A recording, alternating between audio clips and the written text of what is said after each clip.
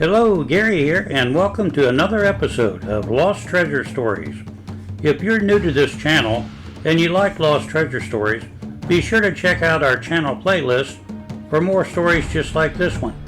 We upload a new Lost Treasure story every week, so be sure to hit the subscribe button down there so you don't miss any. I have hundreds and hundreds of Lost Treasure stories on file from my 45 years of research. So if you leave me a comment below with the city and state that you live in, I'll post a Lost Treasure story just for you as close to your location as possible as a welcome gift from me to you. And you can do me a favor too by hitting that thumbs up button down below to like this Lost Treasure story. As a quick reminder, there is a great Lost Treasure found story at the end of this video. So hang around, guys and girls, and now let's get on to this week's story. This Lost Treasure story is dated February 2nd, 1907. Here's the article out of Columbia, South Dakota. This town is all agog over a hidden treasure of considerable proportions. The amount of the fortune is in the neighborhood of $20,000 and is all in gold. It seems that Jan Alderliste, the old Hollander who died at his home in Columbia Township, was of a frugal and saving disposition, and in the years he had farmed, accumulated no little wealth. He and his wife lived alone, and their wants were few, so it was not long before the old man from the land of the dikes found his gold increasing rapidly. The knowledge that he had grown rich fascinated him, and he worked harder and saved more each year. However, at last it came, his turn to leave this world and his treasure, and enter that land where gold is of no use. The night he died, he tried to tell his faithful wife something, but all he could gasp was, "Gold! The bricks, look under the bricks, $20,000. But his strength was gone, and he could say no more. Yesterday neighbors who were with his wife saw the old man's safe, and finding that she did not know how to open it, secured her permission to do so. The sight that greeted their eyes was more than they could believe. Bags and bags of money was what the safe held. On counting it, $10,000 in silver was found to be the amount. Then the last words of the old man were recalled. Bricks, gold.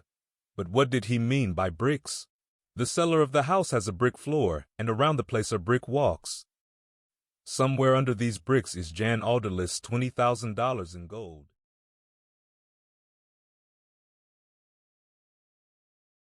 This lost treasure story is from sometime in 1941 out of Fort Maitland, Ontario.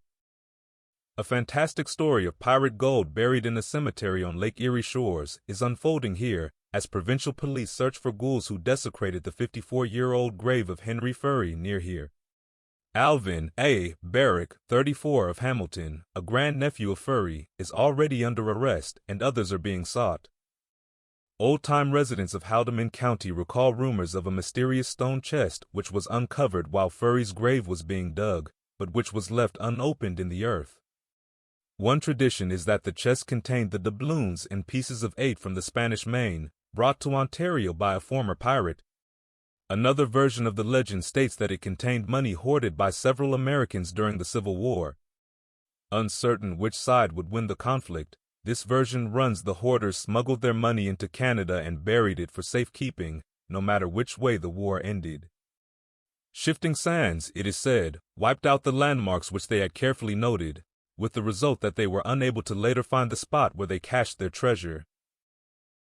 Callous desecration of the grave of Henry Furry, one of Fort Maitland's pioneer settlers, has roused wide indignation here.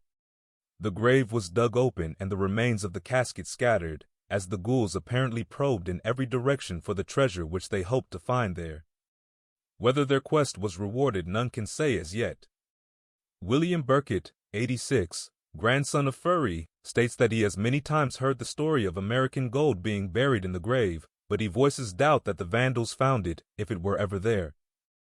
Roy Hauser, another veteran resident, on the other hand, states that long-standing legend favors the story that the treasure was owned by a pirate who, after rashly returning to Cuba after he had settled in Ontario, was hanged for long-past crimes. Frank Gibson, 63, tells of having, years ago, used the divining rod in an effort to locate the hidden hoard.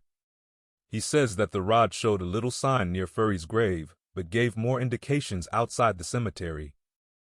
The burial ground, more than 100 years old, stands on a shady knoll not 100 yards from Lake Erie, in soft soil which makes digging easy.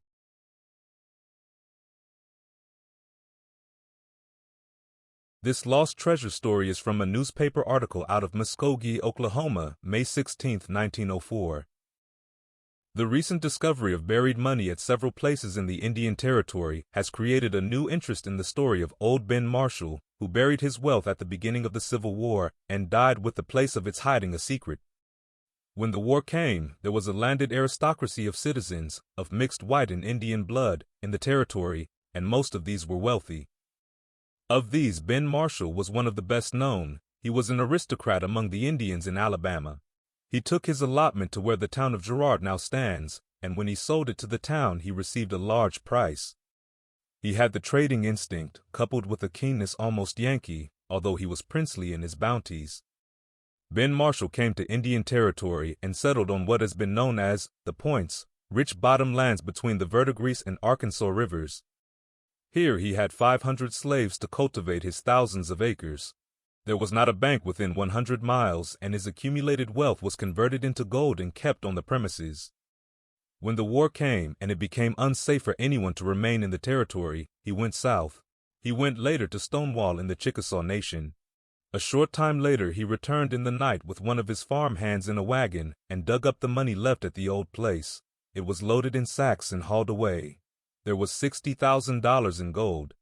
When Marshall returned to Stonewall, he reburied the money, and not even his wife knew where. The farm hand that assisted him disappeared later and was never heard of afterward.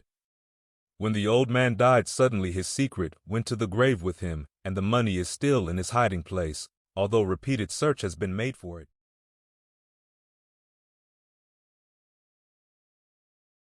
This lost treasure story is a newspaper article of February 8, 1926, out of St. Tammany Parish, Louisiana.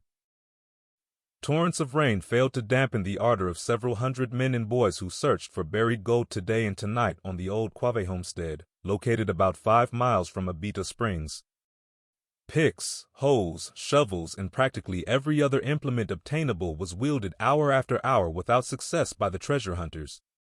Reports that nearly $50,000 in gold coined more than half a century ago had been unearthed by Rand Quave on the site of the home of his grandfather Peter Quave caused the excitement now at a height here. Rand Quave has denied finding more than a few coins.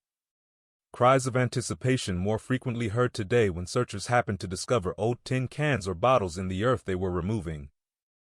Curses flew fast when the containers were found not to hold valuables. Frantic digging marked the efforts of the farmers. The roads leading to the Quave estate are almost impassable because of rain. The treasure seekers, however, put up with the hardships necessary to endure in reaching their goal. They came from many miles around in every direction. They greeted with jeers the advice of the more pessimistic, who believe there is no gold to be found on the property. Many of the searchers were enthusiastic in their belief that they would find large sums of money within a few hours. Some had already started making plans for spending the cash they expected to acquire with little effort. Peter Quave, during the Civil War, sold beef in large quantities to both armies. His pay was in gold, and he was believed to have buried large quantities on the farm. A few days ago, Vera Quave, the 8-year-old great-granddaughter of Peter Quave, found a bottle while playing near the site of her great-grandfather's grave. The bottle contained a $20 gold piece, a $10 and a $5 coin. Efforts of the girl's father to prevent the searchers from digging on his property were unsuccessful.